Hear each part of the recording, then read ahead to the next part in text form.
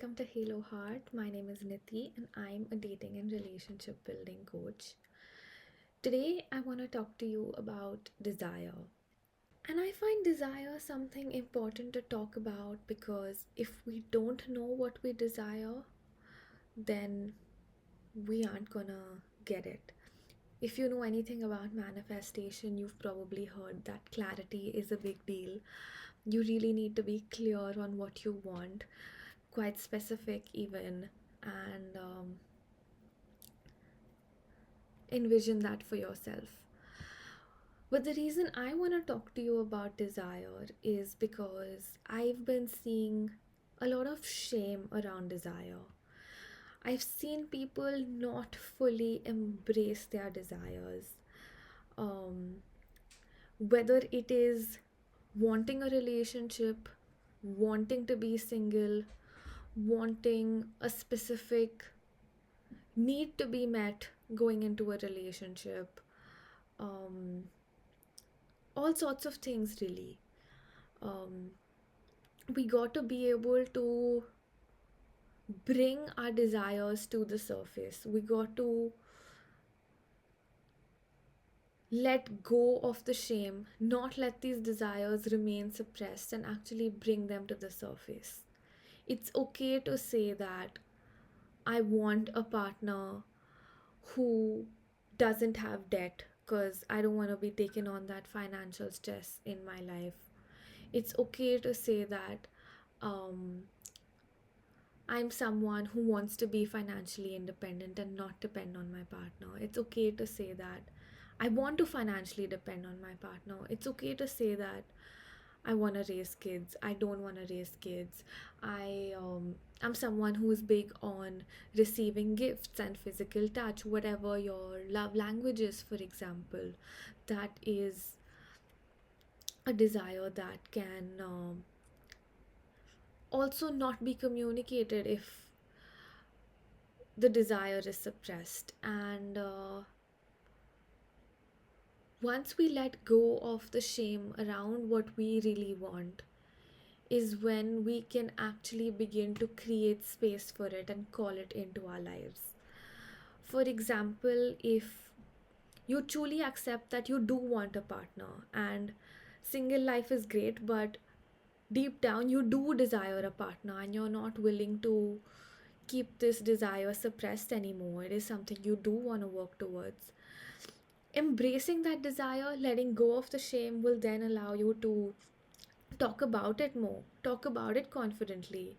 Say to people you meet that, yeah, I am looking to meet my person and introduce me to someone if you can, without any hesitation or desperation.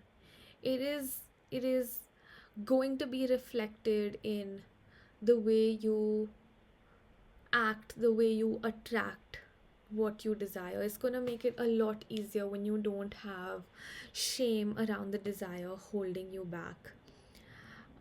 That is one thing. The other thing is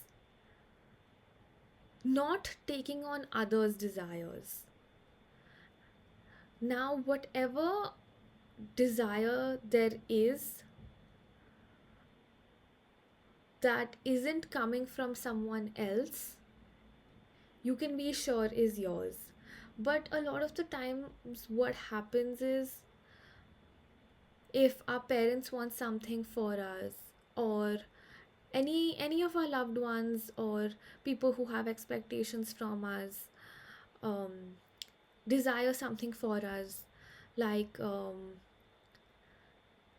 let's say my parents cared about me winning the Olympics or a Nobel Peace Prize, but it's not really something that I gave a shit about.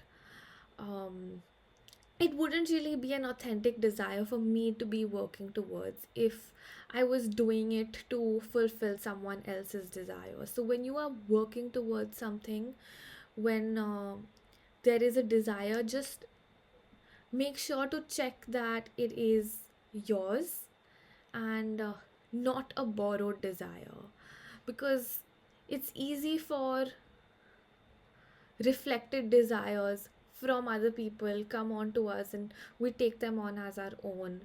But It's never ideal, it's never the most aligned thing to be doing. And important to understand that desires can be reflected to us in different forms. One is when people clearly say to us that, oh, this is something that you should go after. And the other kind is when we see someone else having something, and seeing them have it makes us think that we want it. Um, like watching Instagram posts of people get engaged. It might make you think that you also want a Jimmy proposal, or you want to get engaged. But it's important to double check, is that something you want just because you're seeing others have it, or is it something that you actually care about? Because a lot of the times, what happens is we think we know what will make us happy, but when we get that thing, it doesn't actually end up making us happy. So it becomes important to separate what your negotiables and preferences are from your non negotiables when looking for a partner. Because it's like, um, you think that having a certain type of partner will make you having a funny partner, let's take that for example. You think that having a funny partner will make you happy, and you definitely know that you want someone to be able to make you laugh, and you don't want to be with someone whose jokes don't land with you or who you don't find funny. Fair enough, that is something that you may desire, something you believe you desire. And of course you're going to go after that desire, hopefully. But when you actually get with someone like that, that one quality may or may not be enough um, for you to overlook other things, or funniness in a partner may turn out to be less important to you than you thought it would be.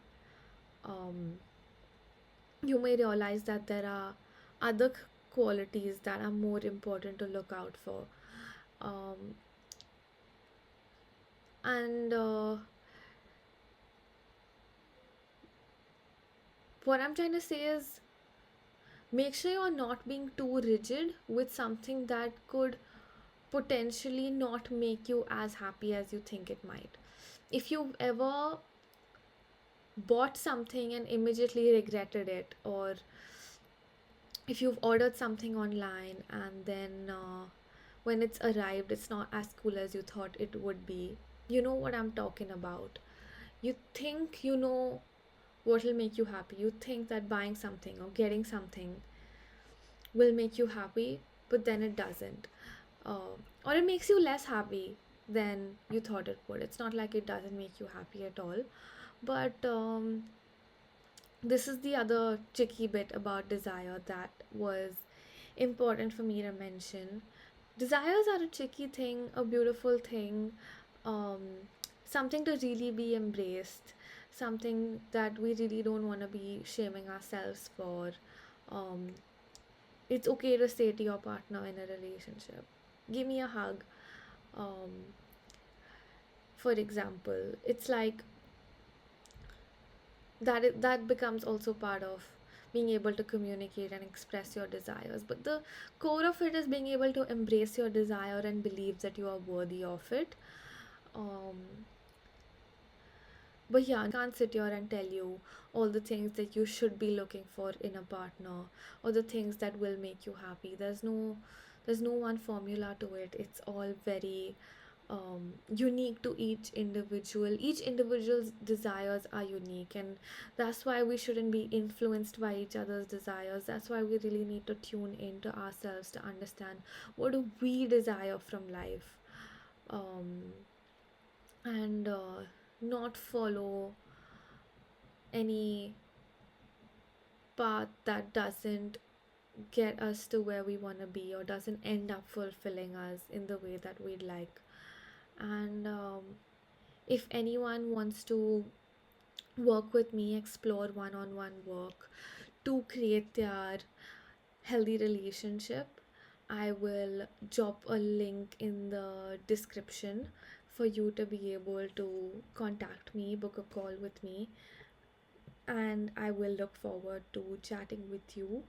Um, and keep desiring, keep dreaming, and lots of love.